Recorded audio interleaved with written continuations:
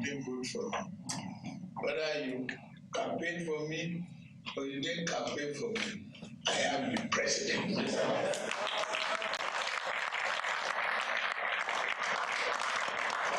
By the grace of God, I have to work on your behalf and make Nigeria a turning point for prosperity.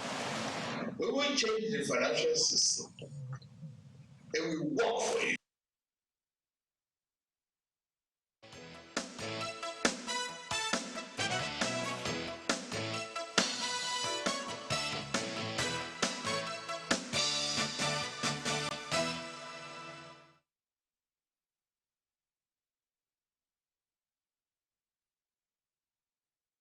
All right, welcome back. So, yes, we'll talk about some of what the president did say there on the sidelines in Paris for that Financial Inclusion Summit. Yes, we do have Mr. Yuguda here with us. He's a former managing director of NOW and Inland Bank. He's a former Minister of State for Transport and Aviation, a former governor of Bauchi State. Good morning, and thank you for coming on today. Thank you. Well, part of what the president said, if we could just even go through some others, yes, you've heard some of what he says there, that he will make the financial system work for Nigerians. But he also did say that, look, under the former CBN governor, the financial system was rotten, and then few people were making bags of money. He also did say the subsidy on petrol needed to go because it was making a few people rich, and then several others couldn't benefit from it, and after which he said, look, we will cleanse this financial system. We will make sure that that financial system works. So those are some of the comments of the president there about that system. Yes, they've gone ahead and taken some policies, policy decisions. We'll talk about that impact. But about what you have heard him say now about the financial system, were you surprised at all? Well, thank you very much, Amberlin. I think Mr. President wouldn't have said anything better. Maybe I will start with the issue of subsidy first. This has been a very, very serious issue, or issue that has been so much talked of. And it was maybe a motion without movement. It was just a talk show, and then, government didn't have the political will to address the problem. I was privileged to serve as the chairman of the subcommittee 2008 and 2009 on the economic meltdown. I was one of the members, 3 of us governors and some other members with Mr. President as chairman. So I chaired the committee on subsidy. And everything about the subsidy regime and then the scam in the subsidy regime was discovered by my committee. And of course, since then, recommendations were made, which unfortunately were never implemented. And it's very sad. I'm sad to let Nigerians know that from what I saw, we came across situations where subsidy was claimed on pipelines that never existed. You just claim that I would have pumped X amount of, either finished products or crude, maybe from Kaduna, from Warri to Kaduna. Who, by NNPC? Making this claim? Of course, who else is doing it? Oh, dear. Those that pump and those that are in the subsidy scam, they just fill papers, invoices, and they claim subsidy on it. In fact, there was an instance of a pipeline that was supposed to exist between Lagos and Warri. And tons of monies were collected on subsidy on a pipeline that never existed. This is Nigeria for you. But I thought they were telling us that it is marketers and some other persons who are perpetrating the fraud. So NNPC is involved? They are all involved in these things, all of them. Oh. All of them.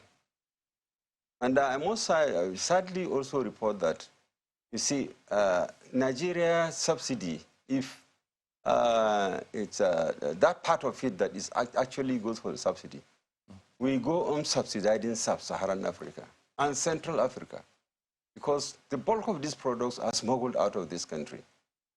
Then who is subsidizing who? Wait, that report that you spoke about NNPC, all of them being involved, was it submitted to the government? Of course it was. Government knows about this? Of course, yes, they do.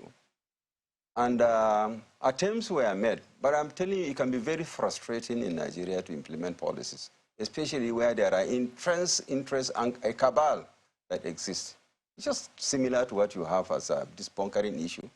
It's something not, it can be stopped, but you can't stop it. It can be stopped, but the political will to stop it is not there. There are so many interests that are involved there. And that's what is leading Nigeria to where we are today. But at a point in time during the Jonathan regime, I know we hardly were pumping up to 1 million barrels a day. And the prices kept crashing. Then how do you manage the economy that is dependent on oil? So the subsidy regime, like I said, should have gone way back in 2012, 2013. Should have gone. Any person that is shouting subsidies are going to affect that, this is a selfish person. A person who is connected to the scammers that are killing this country. What you've said is very shocking to a lot of Nigerians. Much as you say you are sad to tell, but yes, it's important that Nigerians know. And that means that all this while, the previous government and previous governments have been lying to Nigerians about this subsidy matter. I think so. They didn't have the political will to take the decisions to remove it. All this, they say, IMF is pushing us, IMF is that, World Bank is... That is not the issue. In fact, I have one of my friends who is in the oil industry. We traveled to China with him, one of the presidents of Nigeria. He told me, my brother, because we were discussing the subsidy issue, say, I'm a member of the economic team of Mr. President. And when I went for a meeting, I told him, Mr. President, I called him by the side. I said, Mr. President, please remove this subsidy. He said, we are tired of making money. What? I'm telling you to God Almighty. He said, we are tired of making money, Mr. President. Remove this subsidy. Because he is a patriot, and he's seen the scams that are going on there. Goodness. And he told me, he's alive today. You talked about the recommendations that were made. The recommendations made in that report. What were the recommendations? Well, the recommendation was to remove the subsidy. And some steps to address some of the problems associated to, making the product, expensive as it even lands. At a point in time, ships line of over 60, 70 ships lining up in the high sea, trying to come in to dock and then discharge in Atlas Cove the fuels. They spend an average of 2-3 months. And we pay demurrage. The country pays close to about $100 to $150 million every month. In the report, we suggested that there should be a floating barge, maybe that can carry fuel, up to maybe 4, 5, or 10, or even 20 ships. We can have a floating barge that can store that. And then we have barges coming to pick and then discharge at Atlas Cove. He said, no, because people are making money out of it. So I believe we have seen, God works wonderfully. We have seen a solution in a president that can do it. He can really do it because he knows the problems and he knows the solutions. And he's been a businessman. So, and he's from the commercial center of Nigeria. And he made Lagos what it is today as a medium-income economy. So he knows he knows all the crooks in the country. Help us understand this a little bit more.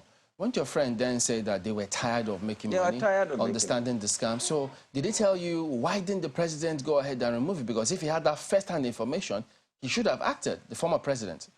I'm sorry, my brother. The president may not have done it because of the entrenched interest. It could even be at the risk of his life. But at least the president of Nigeria is adequately protected. If I were him, I would have beaten the bullet and taken the decision. So, Let hell fall, because the poor man out there is suffering and dying of hunger. Yeah, and we are busy feeding on them in collaboration with foreigners. But at the risk of his life may not be tenable because he's very well protected as president. Yes, so I'm just wondering. Probably, I mean, the whole thing was maybe shrouded in something very cloudy that you cannot understand. Because why are you a worker? Why are you? You are there to take decisions on a daily basis. And this decision can be right or wrong. You have the right to take those decisions. And you see a good decision, you'll be afraid of it. Even the question of removing this devaluation, at the point in time when we didn't have enough, revenue coming in, we had that Paris Club, that during the Jonathan's time. We urged him to devalue so that more money can come into the system and fund, debts that we have locally, so that the economy can move. But you are owing, you have a means of payment, you are saying, no, you will not take the decision. These are the kind of traps that we find ourselves. We'll also talk about that bit, but just a little more on this subsidy, because I think my colleagues still have some questions on that subsidy before we come to the financial sector. So wouldn't it be appropriate for this president, this government, to then say, look, haven't seen the kind of mess, because if you use the word rotten for the financial sector, I wonder what he will say about the subsidy regime, because he will know a thing or two about it. Should he then say, look, it doesn't matter whether we're on the same party or not. We have to probe deep into this. And all of those who are found guilty, they have to face the music. That would have been very excellent. But I must say, with all sense of decency, those involved, I believe, should not go free. Because there is no how a country like Nigeria, over 200 million people, you have close to about 90% under the poverty line. You cannot explain it. When one person is owning yachts all over the world and keeping all sorts of rubbish outside Nigeria, feeding fat on the death of our people, hunger of our people, people sleeping with their children without food, no conscience whatsoever.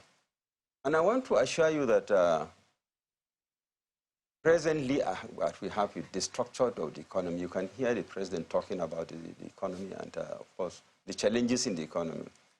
Now, last year, my colleague, Mr. Kabwezi, who was my ED now, and I handed over to him when I was appointed minister, the DG budget, he alluded to the fact in a seminar workshop, sometimes last year, said that 97% of our monthly revenue is dedicated to debt service. 97%. And what does that translate to? Do Nigerians know the meaning of that? It means that you have only 3% of your revenue to service government activities, recurring and capital expenditures. So, but the point I'm trying to make is that today, what other alternatives is left for Tinubu to run Nigerian economy? Apart from the fact that what do you call it, the palliatives that we're talking about. And of course, the subsidy regime that we're talking about, the mere fact that it's a scam itself is enough to remove it. But now the challenge is, where is he going to get the money? Let's just to fund government. Let's go back a little bit, Yeah. still on this subsidy thing. I know that some of the recommendations that had been made were that the refineries should work. At one time, the refineries were even privatized, and that was reversed at the same time. Yet, more money is going there to, what do you call it, turnaround maintenance of the refineries. What's the situation in that angle? Now that the subsidy is even out, would that even be looked at all? Well, as far as we are concerned, we were part of the government. We saw how, contracts were awarded for the turnaround of, the refineries, and all sorts of investment in pipelines. And so it's just a question of who is doing what and where are the deliverables after having paid the monies. Where are the refineries? Nigerians are not even asking questions. And there was, to my knowledge, there is no refinery that was ever turned around and did work. Even if it did, maybe it didn't work for more than 2 or 3 months and it went down again. Even with all the billions that were put for turnaround maintenance? Yes, exactly. If you were doing that, where there are refineries today? How many times have you heard of Warri refinery turnaround? Oh, dear. How many times have you heard of Kaduna refinery turnaround? In the first instance, why should they die? I have a Mercedes car I bought when I was a very young boy after finishing university, way back in 1982. I bought a Mercedes 200, Kumbo. It's still there. The engine is never opened. I've just always changed engine oil and I'm still driving the car. Which means that if these refineries were maintained, nothing will stop it nothing will stop them from working up till now. But where are they today? Let's bring in our colleagues in Lagos. And that is even responsible for all these massive imports of finished products to come and finish our country. And they have no heart. They have no heart. These people they are just heartless. Go ahead, guys. I've heard that expression, subsidy is a scam, time and again. A former president, before he came in, had said it is a scam, but he came in and seemed to uphold and even, hold on to that scam for the length and tenure of 2 terms, only leaving the final removal to the incoming administration, which has now been done. Labour has also said subsidy is a scam, but during the period when subsidy was at least full-blown, some say there's still subsidy anyway, it's just not removed totally. But during that period, people could still go to buy petrol for lesser than the amount they're buying it now. So help Nigerians understand that statement, subsidy is a scam. At what point is it a scam? Because there are different people involved. There's government, there's the Ministry of Petroleum, there's NNPC, there's marketers, retailers, and all of that. At what point is subsidy really a scam? Let's demystify this expression if we can.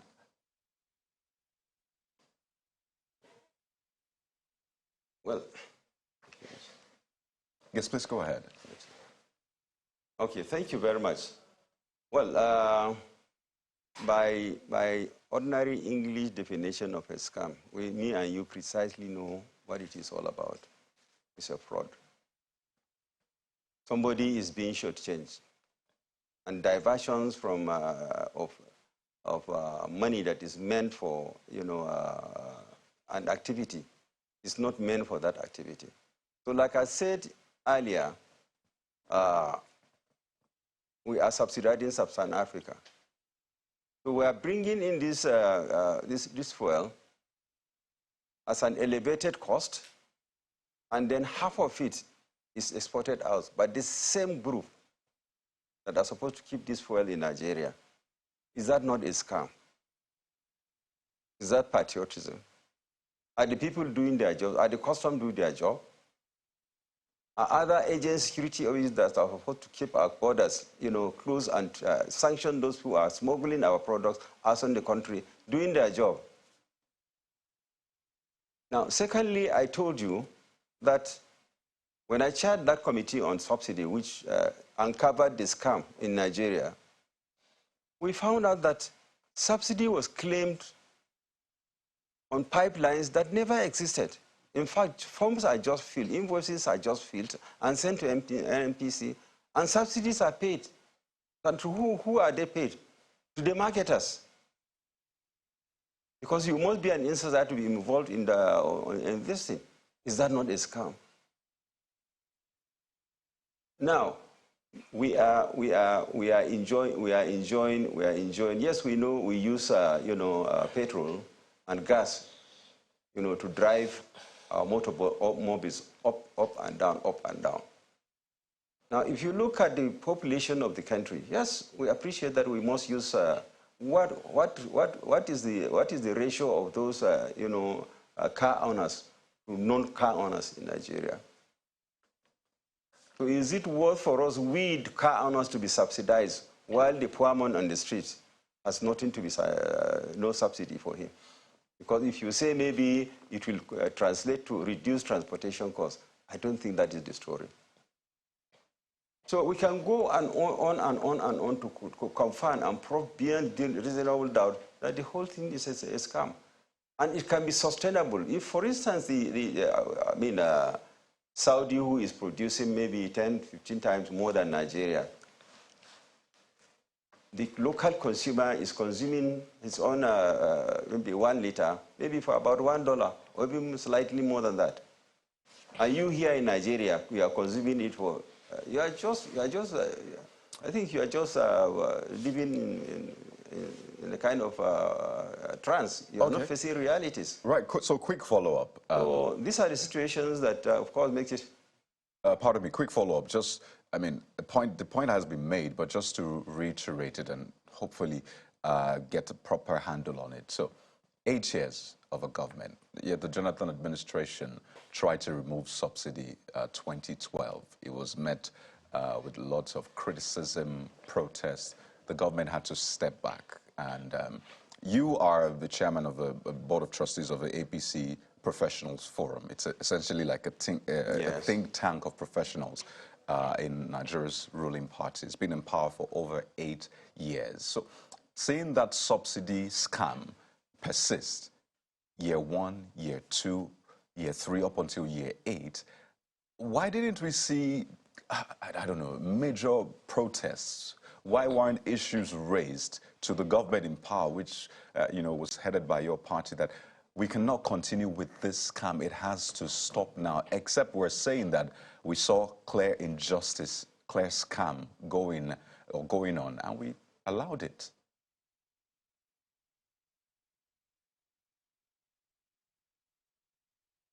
Well, can I go ahead? Yes, please, go ahead. Yeah, we have seen that situation. And unfortunately, you call a spade a spade. We didn't have the political will to remove the subsidy. And besides then, maybe the environment was even a little bit more friendly. That is to say, the Paris Club funds were there. Government was maybe went out borrowing and trying to, imagining that it could be possible for them to sustain the economy in that manner, knowing that maybe they are heading for a crash. And of course, the situation now is completely different. You have a situation where like I said earlier, we don't have money to pay our debts. We're in a debt-trapped situation. If you have 97% of your revenue, even the Minister of Finance said it, going for debt service, then where else? Who else is going to give you money to run the government? So this is the time, as a matter of necessity, there is no any other way that Mr. President will look for, other than looking at this means of increasing the revenue of government through removing the subsidy and bringing in some pain-relieving measures, which could be possible. And at the same time, if Mr. President can have the will to go after all those government officials that were responsible for all these hemorrhages, let them bring back 70–80% of what they have taken out of Nigeria, and let them bring the balance back into the treasury of Nigeria so that Nigeria can work. Otherwise, I don't see him, will he continue printing money that the way they've been doing, MFL has been doing, makes and means, always quantitative easing, printing money, left, right, and center, increasing borrowings? It's not possible. Well, because government cannot continue to borrow from the central bank to fund activities. It's not possible. There's a limit to which you can borrow.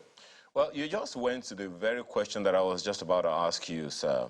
I mean, there are those who have been asking that, the federal government, this current administration, should probe this subsidy regime. It didn't seem to become a problem until the Jonathan administration, when it really got to a head. I don't recall if ever there was a time that the Obasanjo government made an issue of the fuel subsidy regime, and if it did, maybe not as prominent as it became under the Jonathan government at the time. If you can help us understand, for how long would you say this scam, as we call it, has existed? And you've said now that questions should be asked. Since no one is mentioning names, and no one is willing to come out and say, I was part of this scam, how do you suggest that the government should go about probing, if you agree, the fuel subsidy regime? Otherwise, how will we collect the money, you know, from them as you are proposing? Well, you can be rest assured that there is no information that can be hidden. Nobody can hide information as long as it is something that has to do with a formal, structured organization, unless otherwise records are destroyed. But if we have a committee, a very high-powered committee, that can engage some very good accountants who can do some forensic auditing on most of these institutions, the truth will come out. And like you say, at what point? I'm talking now how many years since I headed that committee that uncovered the old subsidy scam? Since 2009, 2008, 2009. You can imagine the number of years now. So, but even before then, I served in Abbas government, Basanjo's government as minister, in the Ministry of Transport and also in the Ministry of Aviation. That time too, the scam was on. But like I said, the effects, in fact, it has not matured to the level that it had matured now, where instead of maybe making a deal, getting $10 million, maybe they're getting $100 million. So it continued graduating, growing up to where they have to bring us down to our knees now, where we don't have revenue. So it is something that if once there is that political will to do something in Nigeria, I assure you it can happen, unless if you don't want it to happen.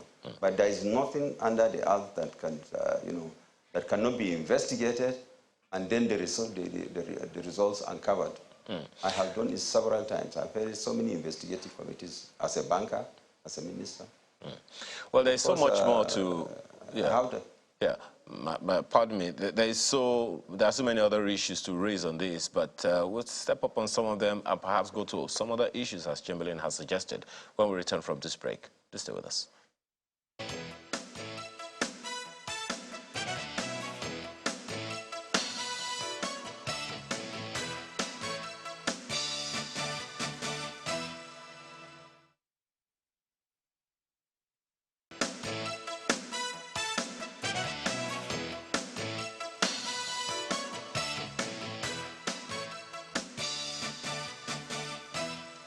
Thank you for staying with us. Now, so when you say that unless government has the political will to do the needful, nothing can be done. So the question then that comes to my mind is, I mean, do you think that the report of that committee that you sat on in 2009, do you think is still relevant? Do you think those institutions, those individuals or entities that were being paid subsidies at the time, do you think they can still be questioned? Are they still available to be questioned? Well, a crime does not have, it's not time bound. So a crime can be investigated anytime, even after 100 years, or even after somebody is dead, you can still be investigated. So if records are there, if they have not been tampered with, definitely those records are there. And I believe there are many more reports thereafter of, this scam, because I know the former Minister of Finance, Ngozi, who we served together, she had a similar investigation where she involved some firm of chartered accountants to do some forensic audit. In fact, in that her report, she discovered about $2 billion that was just going into private top pockets. So I believe many more committees were set up later to confirm this position, and they still continue confirming, and apparently nothing has been done. Or if something has been done, I wouldn't know, because I'm not part of the NPC. Well, there are those who will be wondering whether or not these individuals or these entities are untouchable or not. There are those who reference one word called cabal in this fuel subsidy scam mix, as well as the oil bunkering, the oil theft that's been reported, recorded, investigated. And it would seem like all we have is just, okay, this is uncovered now, and that is it. It would seem like, okay, nothing to ask again. Do you think these individuals or these entities are too powerful to be touched? Hence, there is a need for some political will other than the laws? Well, apparently, I think very strongly that maybe part of those who are supposed to be doing the needful to bring them to stop what they are doing are also beneficiaries of that system. It's not even a question of a cabal. It's a question of, a cobweb of so many other people that are involved, including, of course, maybe watchmen who are part of their employees. So it's a whole very sophisticated kind of gang-up that has led us to where we are today. And of course, most of the challenges, even in the Niger Delta, where we had challenges of youth, I mean, it's all because of injustice. Because if jobs were created in the Niger Delta, if jobs were provided, and if conditions of the quality of their life was improved, there would be no need to pick up guns. But you can see the chiefs, the government, the foreign oil operators, everybody is involved. And the people are made more and more, the majority on the land today. You go there, go to rivers, go to Bayelsa, go into their local villages, and you see poverty. When it's not supposed to be there. Okay. And we are talking about, having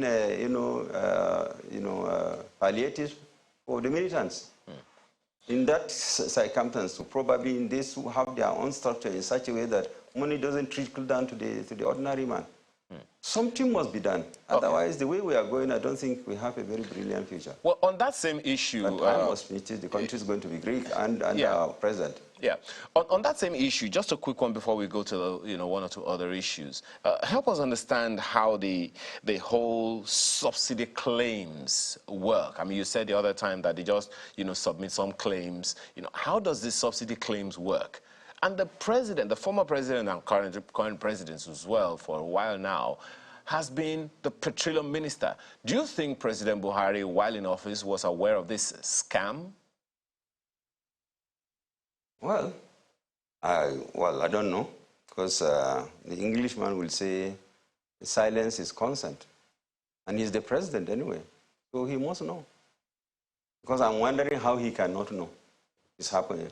He's the president of the country, and he has taken that responsibility. He was sworn by the Quran to protect life and property and properties of Nigerians. So you can't claim ignorance. He is in charge, he's in charge. If somebody was doing something wrong, he has to take responsibility as a leader. So if somebody was doing the scam, if a group were doing a scam in subsidy, and at the end of the day, these are the results, we lay the blame on him because he's the president. And we can't claim that he's not knowledgeable about it because he's the petroleum minister. Unless if you don't, because Nigerians, we don't want to speak the truth. We don't want to speak our mind because we are afraid. But reality, facts are facts. And we must learn to say it as it is. Otherwise, we're almost like dead on arrival.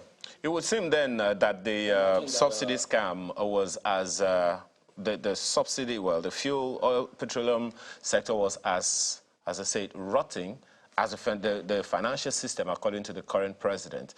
In cleaning up the rotten financial system, as the president has said, help Nigerians understand what he could have meant by a rotten financial system. Well, when you say something is rotten, it's really bad. It has gone bad because when something is rotten, it's almost like beyond repairs. But it can be fixed. You see, the Nigerian financial system, you look at the financial market, that is the capital market and the money market. When you talk about, when Mr. President talks about the whole thing is rotten, he's saying that the banks are rotten. Also, on the flip side of it, every other thing that has to do with financial intermediation too is suspect. The regulators are not doing their job. The operators are not doing their jobs. And to confirm Mr. President's assertion that it's rotten, how much do we have now in AMCOM as toxic assets? Maybe you don't know the figure. But I'm assuring you it's in excess of 3 trillion, 4 trillion. A Nigerian asking what is the source of that funding of the toxic assets? It's from the taxpayers' money. It is a central bank that buys off those bad loans from banks who created the bad loans, and they give them liquid cash to continue their business. They buy up this thing and keep it in Ancon to sell. And that one too is another scam. So the road is beyond anybody's imagination. The president is somebody to sympathize with. For some of us that know the entire inside dealing of the system, you sympathize with Tinubu and pray for him 24 hours. But the beauty of his is that he knows the problem. He has a firm grasp of the problem. At least he's 50% now. The next step is just the solution. Let him get the right people to do the job. And I'm sure he will be carried out of it. You know, you mentioned NNPC in that while you were talking about the subsidy and then that report. So perhaps would you avail us a copy of that report much later? Because I imagine they would like to also have a thought on that. I'm assuring you, I don't carry any government document to my house. All government documents are left where they are supposed to be. But what is the title of this report? It's a criminal offense even for you to carry a file. You see people carrying files to their house to work. It's a criminal offense under public service regulations. So any document that is considered classified and secret, you keep it where it is. But what about the title of the report? It's a report on fuel subsidy. Which year was this? 2009. 2009. Do you know Mr. Peter Esele? Yeah. He's a part of my committee. Please call him and ask him. Who chaired it? Adams, although Adams was not part of the subcommittee. But Peter Esele. But who chaired the committee? I chaired the committee. Oh, okay. But the president was the chairman, and the vice president, Jonathan, was the deputy chairman then of the Special Committee on the Economic Meltdown. And that's why you see the meltdown, Nigerians never felt it because we really worked hard with the then new governor of the central bank, Sanusi. Okay. Also, wind down on this financial system. Yes, you say the president is aware, he knows just to take certain steps to solve it. But we also saw that they announced the floating of the Naira, and we saw that the dollar, many expected it will rally, Naira will rally against the dollar. But today, we've seen several reports that it appears as though that forex scarcity persists. It means the supply side has not been addressed. So no matter how much of floating off the currency that we may have, it will still be a challenge because now we're reporting the Naira against the dollar going at 770, which is contrary to what many expected, having announced their initial policy. Well, maybe sometimes Nigerians are short-memoried. We are forgetting from where we are coming from. Where, you know, the dollar was maybe 8 years, 9 years ago, and where it is today. And we are not asking questions as the way this thing was just leapfrogging. Nobody was asking questions. You're just watching it happening. What does it translate to? So something must be happening. Nobody's even asking a question. And the former CBN governor, or the suspended CBN governor, had almost 8 regimes of forex, you know, disposal. Nobody ever asked a question. Nobody cared. Until when something happens, people start apportioning blames and so on and so forth. But the strength of a currency depends on what? It depends on the strength of your economy, that is strength of your reserves. Now, if you look at the foreign debts, our external debts against our external reserves, they are almost running neck to neck. So if the strength of your currency is derived from the strength of your, you know, your reserves, where are the reserves? And that's why you are encouraged to export basic in so that you don't import.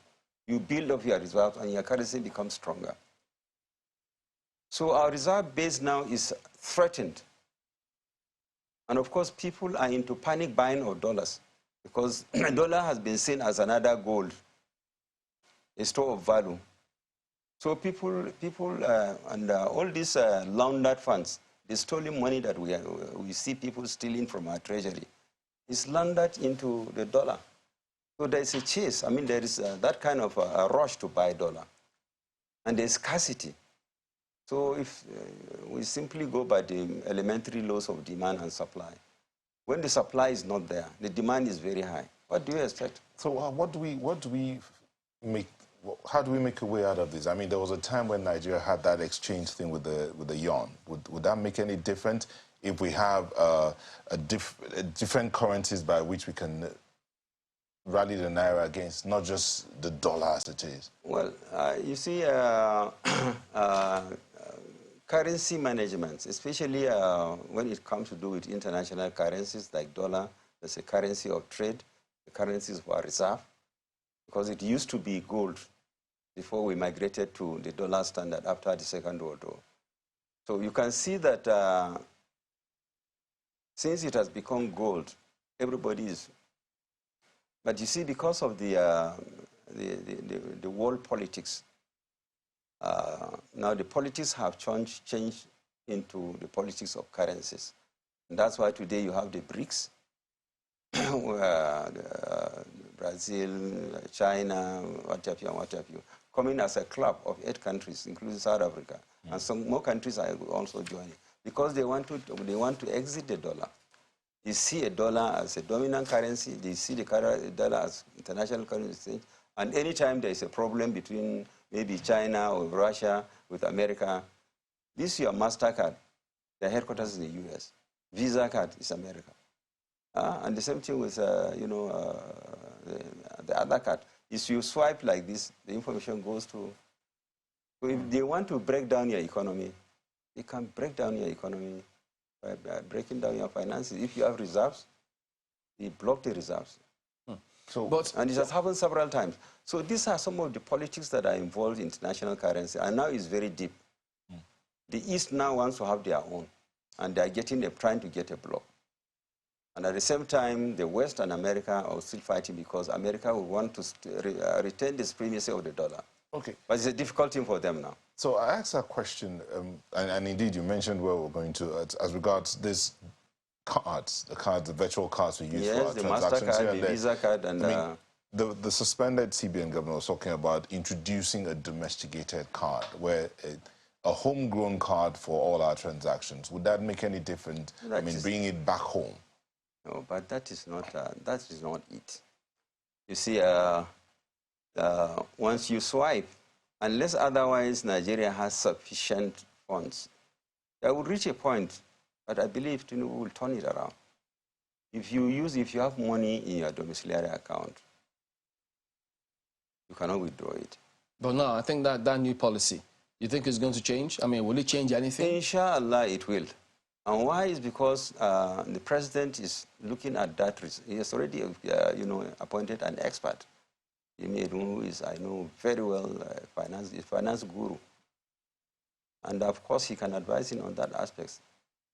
There has to be so many things that have to be in place. And there is no problem that doesn't have a solution. Since you have the capacities that are there that turn around things, a lot of things we can do to reshape the economy and start life all over again. But already comatose. All right, just as we wind down on this, I mean, a lot of talk on the former CBN governor. Does this insulate the former finance minister? Well, you see, the act or the law that, gave birth to the present, dispensation in the central bank. The central bank is governed by a law. And I think the law has reduced the powers of the minister in supervision of the central bank. But she can't claim ignorance because she's the finance minister. The debt management office is under her. There is no how the debt management office will alert the minister that, look, we are over-borrowing. The threshold of our borrowing is 40%. And today, we have reached a level whereby we are 42, 43%. And it's very scary. You have to go and alert the president that all these unnecessary borrowings we are borrowing is going to... I mean, as a former MD of a bank... So therefore, I mean, she has some questions to answer too. But as a former MD of a bank, do you think that the bank themselves too, their CEOs or the banks generally, have questions as well to answer on the system? Of course, Shambali. I told you earlier, the toxic assets in the region of 3 to 4 trillion. Who created them? Is it not the bank executives? Are they not walking the streets today with very flashy jets and so on and so forth? While their balance sheets are rotting, when they get rotten, they transfer the garbage to AMCON in connivance with Central Bank. Central Bank will dish out taxpayers' money to them, and on and on. Read the history of financial crisis. 70 to 80% of it was the source is banks. All right, we'll anchor at this point with former MD now and Inland Bank. Mr. Isa Yuguda is a former Minister of State for Transport and Aviation, former Governor of Bauchi State, and the Chairman, Board of Trustees for APC Professionals Forum. Thank you for coming on this morning. Thank you, Chambali. All right. We're back in just a moment, everybody. Do stay on with us.